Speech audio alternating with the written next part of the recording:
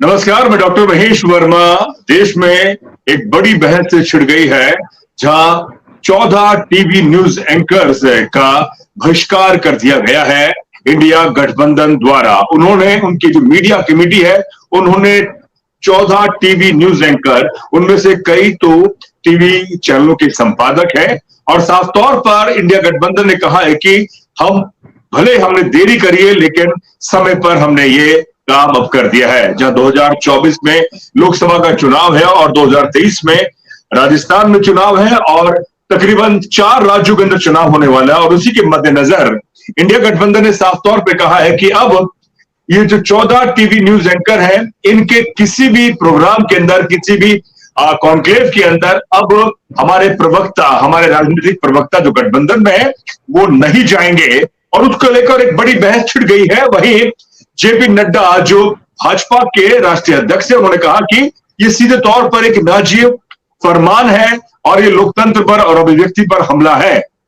वहीं जहां गठबंधन के जो साथी हैं, उन्होंने कहा कि हमने ये बड़ा सोच समझकर ये फैसला किया है, जहां पर जो टीवी न्यूज एंकर हैं वो एक नफरती एजेंडा चलाते थे और वो सीधे तौर पर कांग्रेस सहित जो अन्य गठबंधन के जो के प्रवक्ता पहुंचते थे उसको निशाना बनाते थे और एजेंडे के तौर पर काम करते थे। तो ये आज का एक बड़ा मुद्दा है। मेरे साथ देशराज वर्मा जी हैं जो अलवर जिला के उपाध्यक्ष हैं भाजपा के, तकरीबन 20-22 साल से भाजपा से जुड़े हुए हैं और अलवर ग्रामीण से भाजपा के संभावित प्रत्याशी भी हैं। और मेरे साथ है टीम राजस्थान के संयोजक धर्मेंद्र कुमार जाटव, जो पिछले 15 सालों से राजनीतिक तमाम अपने टिप्पणियां करते रहे हैं। राजनीतिक आप पहले पूर्व में बहुजन समाज पार्टी में थे, लेकिन इस समय एक एक्टिविस्ट है, तमाम मुद्दों पर अपनी बात लिखते हैं। टीम राजस्थान के संयोजक हैं, दलित आदिवासी मुद्दों पर भी अपनी प्रमुखता से आवाज उठाते हैं और अभी अलवर में हाल में जो सामाजिक शक्ति निर्माण यात्रा के वो संयोजक भी रहे। तो ये मुद्दा आज हमारे सामने जो आया है वो अपने आप एक बहुत बड़ा मुद्दा है। देसरा जी, आपसे ही मेरा पहला सवाल है। ये सवाल सीधे तौर पर बीजेपी पर ही सवाल उठ रहा है, क्योंकि इंडिया गठबंधन ने कहा है कि जो 14 टीवी न्यूज एंकर हैं वो कहीं ना कहीं बीजेपी को, आरएसएस को और जो एनडीए गठबंधन है उसको फायदा पहुंचाते हैं। क्या कहेंगे देशराज जी आप? माननीय डॉक्टर वर्मा जी, आपको बहुत बहुत नमस्कार। और आपके कार्यक्रम में जो शरीक किया मुझे, उसके लिए भी आपको, पूरी टीम को मेरी ओर से बहुत हार्दिक शुभकामनाएं, धन्यवाद। मैं देशराज वर्मा, भारतीय जनता पार्टी जिला का उपाध्यक्ष हूं। वर्मा जी, मैं बताना चाहूंगा डॉक्टर साहब कि ये जो इंडिया गठबंधन हुआ है, इस गठबंधन की कोई नींव मजबूत नहीं है और ये झूठों आंकड़ों पर आधारित है, पहली बात। दूसरी बात, इन्होंने ये ब्लेम लगाया है, आज पत्रकारों पे ब्लेम लगाया है कि ये 14 जो चैनल हैं ये भारतीय जनता पार्टी के समर्थक हैं। मैं आपको बताना चाहूंगा, जब चैनल के माध्यम से देश हित की बात हो, जब चैनल के माध्यम से युवाओं की बात हो और इस भारत में रहते हैं, सनातन धर्म की हम बात करते हैं, तो हम सनातन धर्मी भी हैं एक तरह से। तो भारतीय जनता पार्टी पे इनका आरोप लगाना ये गलत है। और मैं ये कहूंगा कि ये जो लोग भाग रहे हैं मैदान छोड़ के, ये इनकी कमजोरी है। चैनल के माध्यम से देश की जो कमजोरियां उनको बताना चाहिए। ये एक कलम के माध्यम से जो युवाओं को, बुजुर्गों को, देश को प्रेरणा मिलती है, ये एक चैनल है। लेकिन ये लोग चैनल को छोड़ के जा रहे हैं, तो ये मान लीजिए ये अपने आप में टूट चुके हैं। और मोदी जी ने सही कहा था कि कांग्रेस मुक्त भारत कर देंगे, लेकिन ये गठबंधन भी ऐसा लग रहा है कि ये जो इंडिया का गठबंधन बना है ये भी मुक्त भारत होने की संभावना है।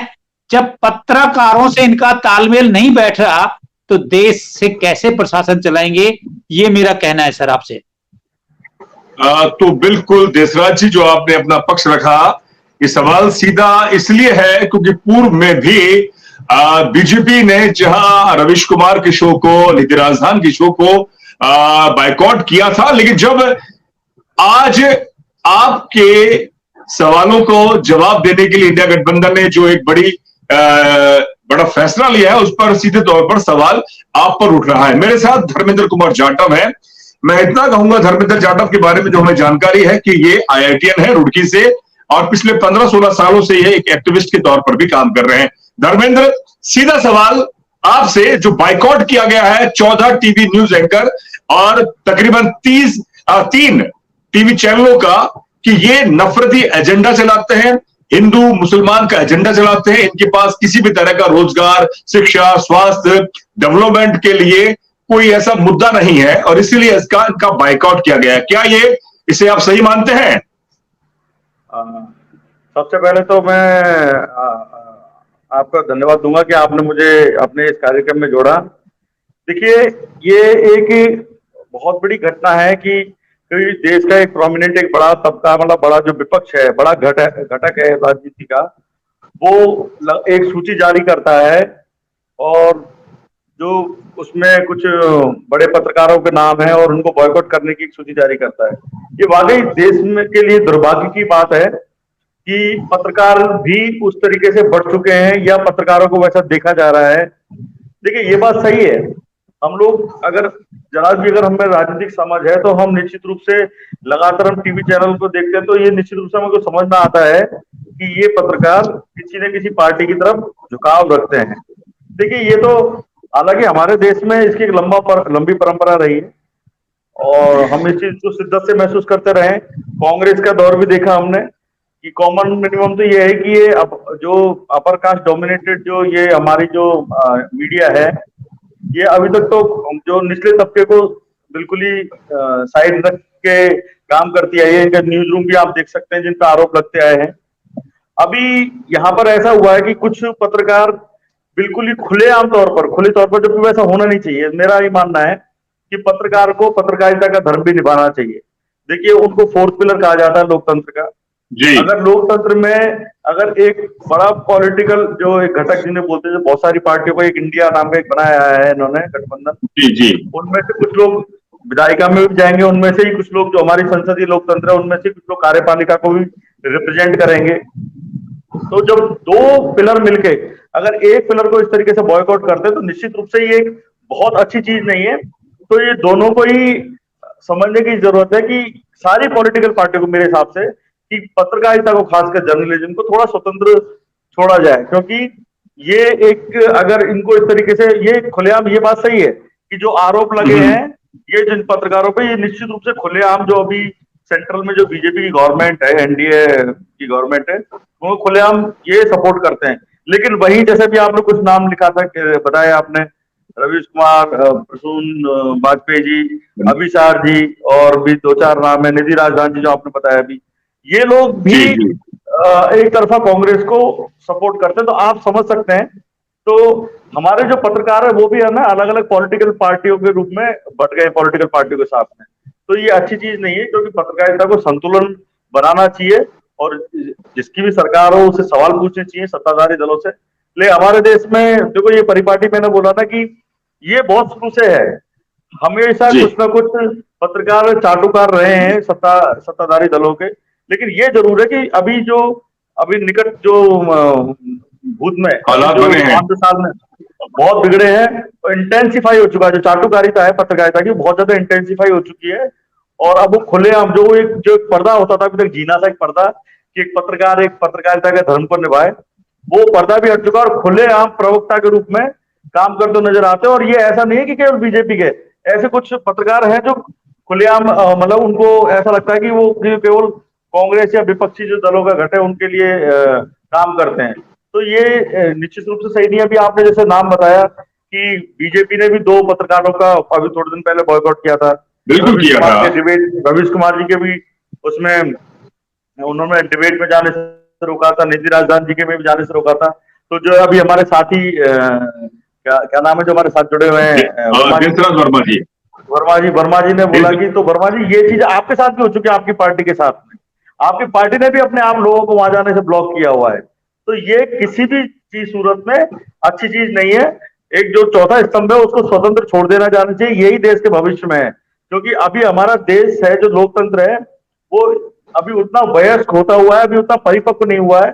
अगर इस तरीके से अगर चौथा स्तंभ अगर काम करना बंद कर देगा निष्पक्षता से, तो निश्चित रूप से जो देश की एक डेमोक्रेसी के जो परिपक्व होने की जो प्रक्रिया है वो बाधित होगी। तो निश्चित रूप से ये जो कल हुआ है वो ठीक घटना नहीं है। और इसमें दोनों जो कांग्रेस है वो भी रूल कर चुकी है, कहीं ना कहीं उसने भी जो चीजों को गलत परंपराओं को जो पैदा किया उस दौर में, वो अभी मैं ये मानता हूँ कि अभी बहुत ज्यादा इंटेंसिफाई हो गई है। हाँ, ये है पहले से ये परंपरा, चाटुकारिता की परंपरा है, ये है शुरू से। बिल्कुल। देसराज जी, कहीं ना कहीं आपको नहीं लगता कि जो मौजूदा दौर में मीडिया के बाजार में बहुत ज्यादा पैसा विज्ञापनों से आता है, सरकार विज्ञापन देती है, और कहीं ना कहीं जो सरकार की जो व्यवस्था है उसका भी दबाव मीडिया के संस्थानों, उनके मालिकों पर भी रहता है। इसीलिए जो टीवी चैनल है या अखबार है, जो पूरा मीडिया समूह है, वो कहीं ना कहीं सरकार की गुणगान करता हुआ कई बार नजर आता है, और वो दिखता भी है। जो 14 टीवी न्यूज एंकर है, मैंने कहा कि इसमें कई तो संपादक हैं और कई वरिष्ठ पत्रकार हैं। सवाल इसलिए उठा रहा हूं क्योंकि ये पूर्व में भी हो चुका है। रविश कुमार को आप अच्छे भले जानते हैं, प्राइम टाइम 7 साल तक रविश कुमार के शो पर किसी भी तरह से बीजेपी ने अपना प्रवक्ता नहीं भेजा, निधि राजदान के जो शो था उस पर भी नहीं भेजा। वो बात पुरानी हो गई लेकिन रेलिवेंट है। तो आपको क्या सरकार, क्योंकि सरकार पर भी सवाल है, तो सरकार के साथ साथ केंद्र सरकार की जो राजनीतिक पार्टी है भाजपा और उसके गठबंधन के, उस पर भी सवाल है। तो क्या इसे किस तरह से दूर किया जा सकता है जिससे कि मीडिया स्वतंत्र होकर काम करे और जन आवाम के मुद्दों को उठाए? देसराज जी। देखिए डॉक्टर साहब, वर्मा जी आप सही कह रहे हैं ये बात, लेकिन इस बात को सोचने का तरीका, इनका जो इंडिया गठबंधन का है वो सोचने का तरीका बदलना होगा। क्या देश के अंदर G20 हुआ, देश का मान सम्मान बढ़ा, देश का पूरे विश्व में आप परचम लहरा रहे हैं, क्या देश हित की बात नहीं थी? उसको दिखाया नहीं जाएगा क्या? क्या 370 आप हटा रहे हो, क्या उसको आप बताओगे नहीं क्या? जहां सनातन धर्म के हम रहते हैं, हिंदू धर्म में, एक राम मंदिर आप बना रहे हो देश में, एक कल्चर डेवलपमेंट करो, सनातन धर्म को हम पूर्व की हमने संस्कृति को आगे बढ़ा रहे हैं, ये क्या अच्छा नहीं है क्या? देश के लिए हम आज फौजियों को मान सम्मान करते हैं, सौरवता को प्राप्त उनका मान सम्मान देते हैं, कि यह देश हित की बात नहीं है क्या? तो इस तरह की जो घटनाएं हो रही हैं देश में, और उनको अच्छे पत्रकार उनको दिखाते हैं, तो मैं तो ये मानता हूं इनको वहां जाके जो कमियां हैं उनके बराबर बतानी चाहिए, जिससे कि जो सरकार है इनकी कमियों को नोट करके और अपना सुधार कर सके। लेकिन ये नहीं है कि आप वॉकआउट ही कर दोगे। जब आप वॉकआउट कर दोगे तो कमियां बताने वाला कौन रहेगा? ये भी गलत सोच है। इंडिया गठबंधन को इसको सोचना चाहिए, और अच्छे भविष्य और देश का उज्जवल करना है तो इनको इनका वॉकआउट तय करके इनके साथ बैठ के सामंजस्य बना के, चौथी जो कलम आपकी इंडिया की है, भारत की स्वतंत्रता में प्रेस का बहुत बड़ा योगदान रहा है, इस प्रेस को स्वतंत्र बनाने में आप और हम भी योगदान दें, लेकिन समय समय पर जाके उनको बात करनी चाहिए और अपनी बात रखनी चाहिए, यही मेरा निवेदन है। लेकिन लोग बात क्या करते हैं कि वॉकआउट कर जाते हैं। लेकिन मैं एक बात फिर भी कहना चाहूंगा कि कुछ पत्रकार हो सकते हैं सर, लेकिन 14 चैनल ऐसा नहीं कर सकते। इंडिया गठबंधन इस बात से चिढ़ रहा है कि आज देश विश्व में सर्वोपरि की ओर बढ़ रहा है, देश का मान सम्मान बढ़ रहा है, इसमें मोदी जी का सबसे बड़ा योगदान है। जब चैनल आपका चैनल है जो मोदी जी की योग्यताओं को, मोदी जी की प्रशंसा को, देश की ऊंचाइयों को दिखाएगा, तो ये सोते ही उन ऊंचाइयों को सहन नहीं कर पा रहे और ये कटना शुरू कर देते हैं। इसीलिए ये उन चैनल से दूरी बनाने का प्रयास कर लें, ये ऐसा नहीं करना है। इसे मैं ये कहना चाहूंगा आपको सर। देसराज जी, मुझे जहां तक लगता है एक ऐसे पत्रकार होने के नाते, और एक न्यूट्रली मैं आपसे बात कहूं, देश के विकास को लेकर, डेवलपमेंट को लेकर, आर्थिक उन्नति को लेकर किसी भी तरह से सवाल नहीं है। सवाल यह है कि जो नफरती एजेंडा हिंदू मुसलमान को लेकर, जो 14 जो नाम है, जिसमें आदित्य त्यागी, अमन चोपड़ा, अमिश देवेगन, आप देखें ये जो मैंने 3 नाम आपको अभी शुरुआत में बताए, अर्णब गोस्वामी हो गए, सुधीर चौधरी हो गए, ये वो लोग हैं जो हिंदू मुसलमान का एजेंडा चलाते हैं। अगर नूह के अंदर जो दंगे हुए, मणिपुर में जो दंगे हुए, इस पर सवाल उठाने के लिए बात हुई। मैं इसलिए कह रहा हूं क्योंकि पत्रकार, टीवी चैनल, जो बात बोलता है उसको लाखों करोड़ों लोग देखते सुनते हैं और अपना परसेप्शन, अपना ओपिनियन बनाते हैं, और वही ओपिनियन सड़कों पर नजर आता है। इसीलिए इंडिया गठबंधन ने कहा है कि वो जो नफरती एजेंडा है उसके बाद में हिंसा एक का एक रूप धारण कर लेती है, इसीलिए सवाल उठा रहे हैं। तो यही आपके जो NBDA, national broadcasters digital association के जो अध्यक्ष हैं, उन्होंने साफ तौर पे कहा है कि ये अभिव्यक्ति पर एक हमला है और ऐसा नहीं करना चाहिए। मैं इसलिए आपसे कह रहा हूं, क्या अब ये बड़ी जिम्मेदारी जो इस समय बड़े चैनल है, बड़े टीवी जो एंकर्स हैं, उन्हें संतुलित और विकास के मुद्दे पर सरकार से भी तो सवाल उठाना चाहिए कहीं ना कहीं।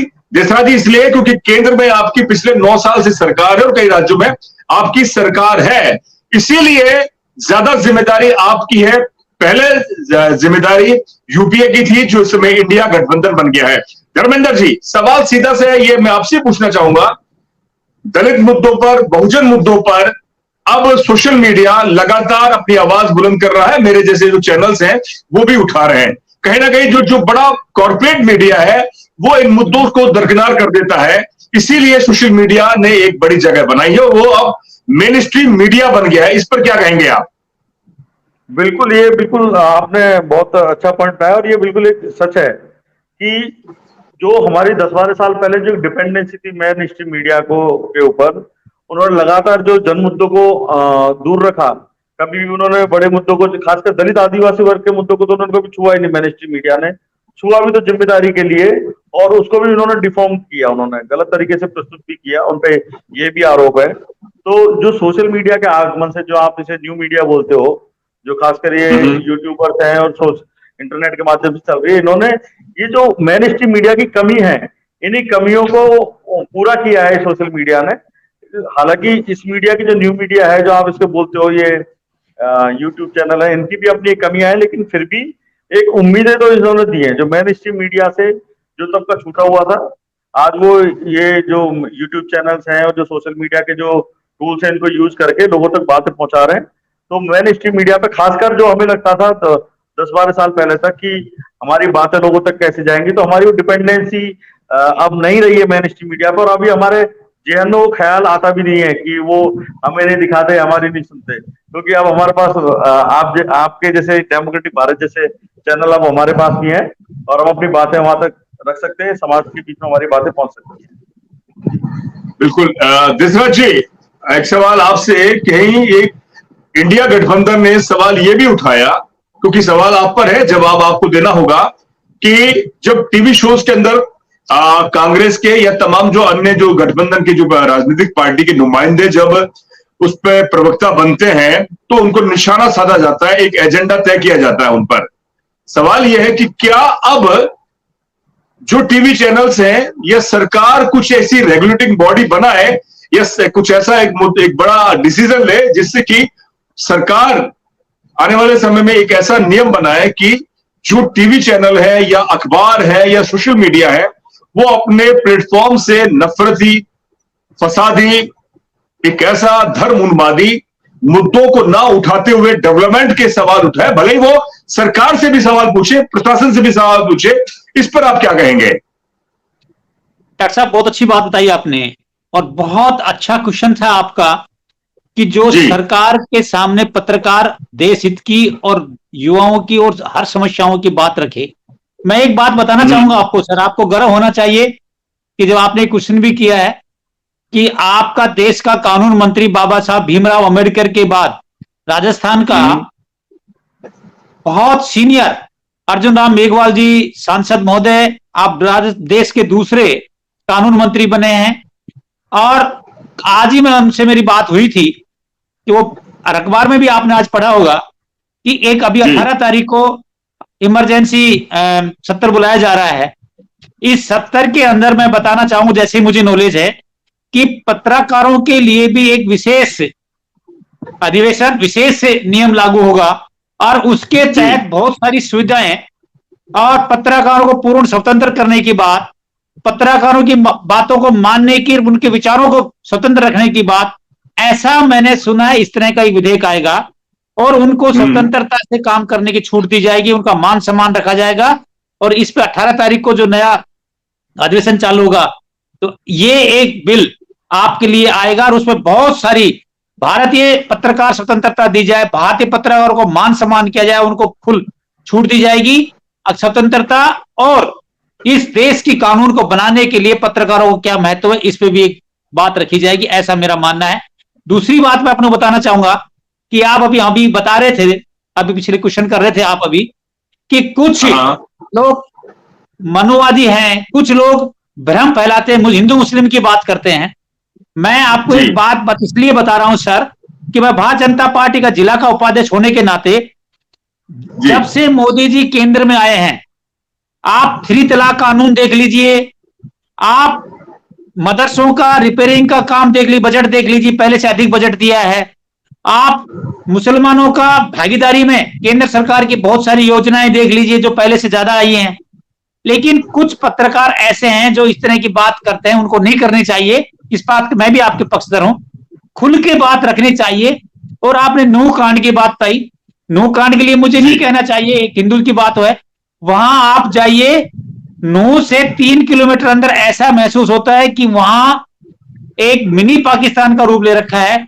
और इस मिनी पाकिस्तान में न आप स्वतंत्रता है न हम स्वतंत्र हैं, वो ओनली अपने एक विशेष धर्म की बात करते हैं। मैं उनसे भी निवेदन करूंगा कि कभी भी आप हिंदू में रहते हैं या आप मुसलमान हैं, लेकिन सबको साथ और सबका विकास और सब धर्मों की मान्यता रहनी चाहिए, तब सब शांति रहेगी। लेकिन कई जगह हिंदू अपनी बात रखते हैं, मुसलमान अपनी बात रखते हैं, ऐसा नहीं रखना चाहिए।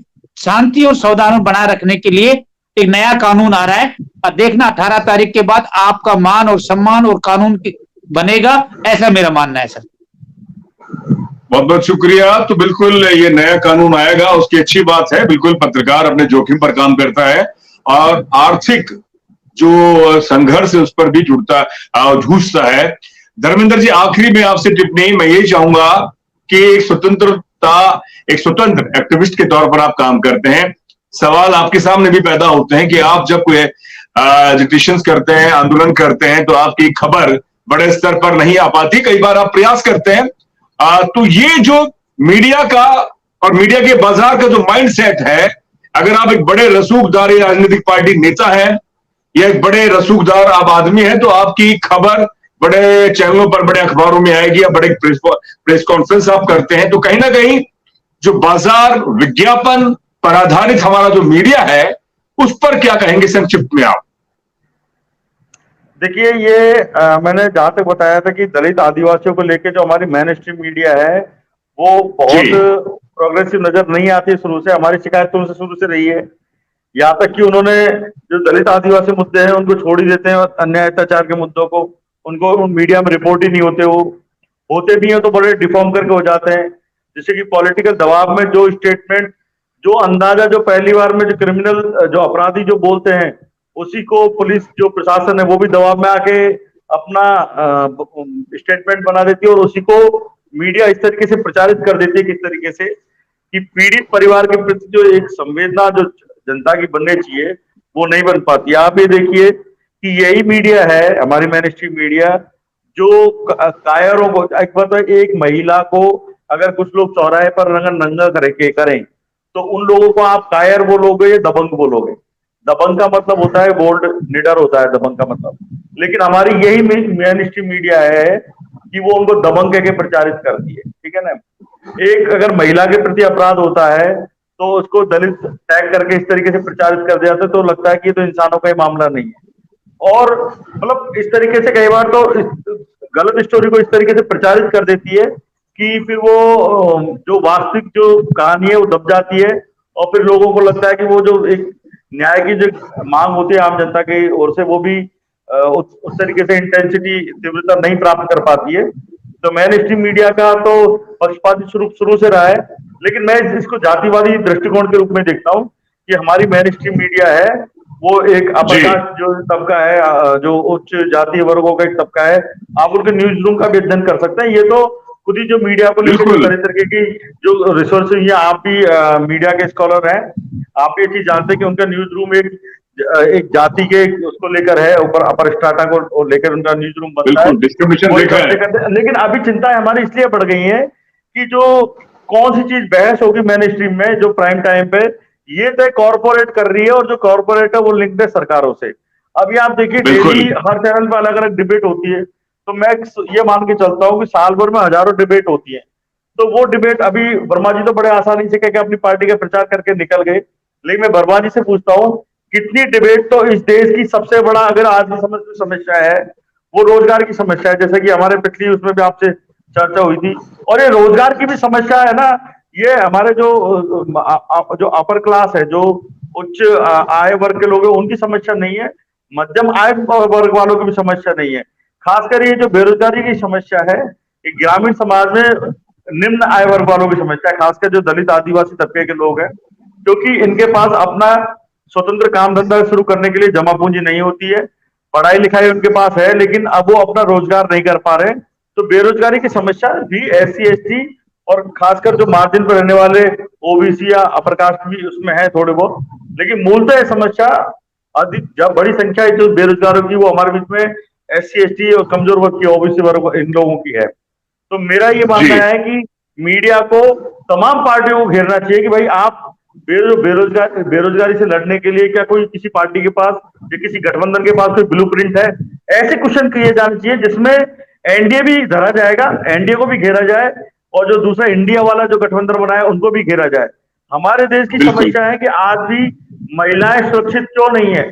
मैं आपको बोलूं कि आज भी गांव में जो लठैत वर्ग है, जो जातिवादी मानसिकता के लोग हैं, वो निम्न तबके की महिलाओं को भेड़ बकरी की तरह ट्रीट कर देते हैं, उन पे कहीं भी हाथ मार देते हैं, उनकी उनकी उनके साथ इज्जत से खिलवाड़ करते हैं। तो महिला सुरक्षा हमारी सेकंड नंबर की प्रायोरिटी मानना चाहिए आपके जो मीडिया के जो प्राइम टाइम डिबेट्स में। लेकिन साल भर की आप देखो, वर्मा जी से मैं बात करूं, बड़ी फिक्र है। मैं कह रहा हूं मंदिर भी अगर निर्माण है तो निश्चित रूप से उसको दिखाइए कि आज एक मंदिर का उद्घाटन हुआ, ठीक है, हजारों मंदिर है, हम तो किसी धर्म के तो विरोधी नहीं है, आप लोग तो, और हम लोग इस देश में रह रहे हैं, मंदिर भी इंपॉर्टेंट है, लेकिन मंदिर को कितने घंटे दिखाइएगा? मंदिर को क्या पूरा लाइव बनाओगे कि एक एक दिन में देखो इतना इतना काम चल रहा है? मंदिर का अभी पहले भी मंदिर बनते आए, जिस दिन फाउंडेशन चलती थी उस दिन दिखाई जाती थी न्यूज, जिस दिन कंप्लीट हो जाता था उस दिन न्यूज बनती थी। अब क्या है कि उसको 365 दिन में कोई ना कोई चैनल उसको डिबेट दिखा रहा है। तो इस तरीके से वो हिंदू धर्म का विरोधी नहीं है। डिमांड ये है कि आप मुद्दों पे थोड़ा सा फोकस करें, और वो दिखता है। देखिए, मैं एक निष्पक्ष हूं, मैंने आपको बताया कि हमारी मीडिया का पक्षपाती स्वरूप 2014 के बाद बना नहीं है, ये शुरू से ही पक्षपाती है। इवन बिल्कुल। बिल्कुल। आजादी के समय में भी हमारे देश में जिस मीडिया की नींव पड़ी उसे पैम्फलेट ही मीडिया बोलते हैं, पैम्फलेट। जो किसी पार्टी का एक पैम्फलेट आता है ना, वैसे ही पैम्फलेट के रूप में हमारी उस समय की मीडिया हुआ करती थी। आप देखिए, उस समय का आप नाम तो नहीं लेंगे यहाँ पे क्योंकि, लेकिन हाँ, अलग अलग पार्टियों से जुड़ी उस समय के अलग अलग न्यूज़पेपर हुआ करते थे, वो एक तरफा करते थे, वो एक परिपाटी चले रहे। लेकिन मैं ये मानता हूँ कि 2014 से पहले एक थोड़ा सा, एक झीना सा पर्दा था, हर थोड़ा सा बैलेंस करके चल रहे थे, वो बैलेंस भी हटा दिए गए और खुलेआम प्रवक्ता के रूप में अवतरित हो चुके हैं। और इसमें ये नहीं है कि वो दूसरे धड़े वाले भी पत्रकार नहीं है, वो है, लेकिन उनकी संख्या कम है, और उनको बड़े चैनलों से थोड़ा सा शायद वो हटा भी दिए गए और वो यूट्यूब पे आ गए। यूट्यूब पे भी देखेंगे तो उनका भी पक्षपाती स्वरूप दिखता है, उनका भी पक्षपाती स्वरूप दिखता है। और लेकिन है वो एक ही तबके से, अपर कास्ट वर्ग से, और वो अपर कास्ट के इंटरेस्ट में ही ज्यादा काम करते हुए नजर आते हैं। तो मेरा ये एक विश्लेषण है कि ये होना नहीं चाहिए जो कल घटना हुई है, कि पहले भी बीजेपी ने 2 पत्रकारों को बॉयकॉट किया कि उनके हम डिबेट में नहीं जाएंगे। अब इंडिया नाम के एक गठबंधन ने ये 14 पत्रकारों की सूची जारी की है। तो इस तरीके से पत्रकारों का बढ़ जाना, ये पत्रकारों को बांट दिया जाना है, ये देश के लोकतंत्र के लिए अच्छा नहीं है। और इसके लिए रूल्स निष्पक्ष बनाए रखने के लिए कोई रूल्स रेगुलेशन नहीं आ सकते हैं। इसके लिए तो हमको नैतिक बनना पड़ेगा। आप कितने भी रूल्स बिल्कुल। ले आइए, चलिए। लूप होल बन जाएंगे। तो हमको सबसे पहले जो अपनी पत्रकारिता को नैतिकता से जोड़ना पड़ेगा, अन्यथा ये बड़ी बड़ी दिक्कत की बातें हो सकती हैं देश के लिए, क्योंकि अभी हमारा देश की लोकतंत्र उतना मजबूत नहीं हो पाया है कि इतने बड़े झटकों को झेल सके। और चौथे स्तंभ को इस तरीके से खत्म हो जाना, ये देश के लोकतंत्र के लिए ठीक नहीं है, क्योंकि चौथे स्तंभ की ही सबसे बड़ी जिम्मेदारी है देश को, देश के नागरिकों को लोकतंत्र के प्रति जिम्मेदार बनाना, उनको जागरूक करना, लोकतंत्र में कैसे उनको काम करना चाहिए, ये चौथे स्तंभ की सबसे बड़ी जिम्मेदारी है। तो मेरे हिसाब से ये बड़ी दुर्भाग्यपूर्ण घटना है देश के लिए। बिल्कुल। देसराज जी, संक्षिप्त में यही बात कि मीडिया को नैतिक होना पड़ेगा और सरकार को कड़े नियम बनाने चाहिए, क्योंकि मीडिया एक ऐसा परसेप्शन बनाता है, जो दिखता है वही बिकता है। ये शब्द बहुत ही प्रासंगिक है, इसीलिए मीडिया जो लिखता है और जो दिखाता है वही जनआवाम के अंदर एक परसेप्शन बनता है। इस आखिर में संक्षिप्त में आप क्या कहेंगे? डॉक्टर साहब, आपका क्वेश्चन भी ठीक है, लेकिन मीडिया की जो अभी जाटो साहब कह रहे थे, मुझे उनकी बात सुन रहा था, बहुत अच्छा कह रहे थे। कई मीडिया चैनल्स ऐसे हो सकते हैं, लेकिन 14 मीडिया चैनल खराब नहीं हो सकते सर। एक दो की बात तो आप और हम मान लें, हमें अलवर में भी हम रहते हैं, राजस्थान में भी रहते हैं, कुछ चैनल्स ऐसे होते हैं जो किसी का अधीन हो जाएंगे, लेकिन ज्यादातर चैनल 14 चैनल एक साथ नहीं हो सकते। उनका बाकआउट क्या ही गलत है।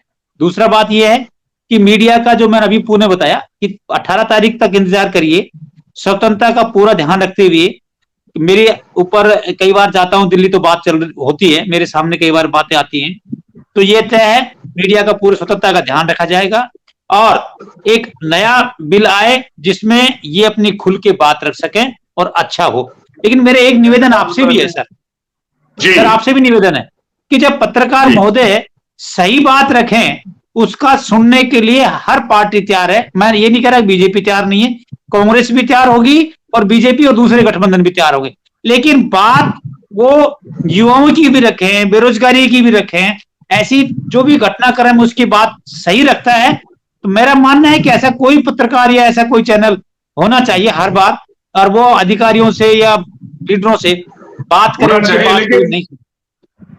लेकिन देसराज जी, होना चाहिए।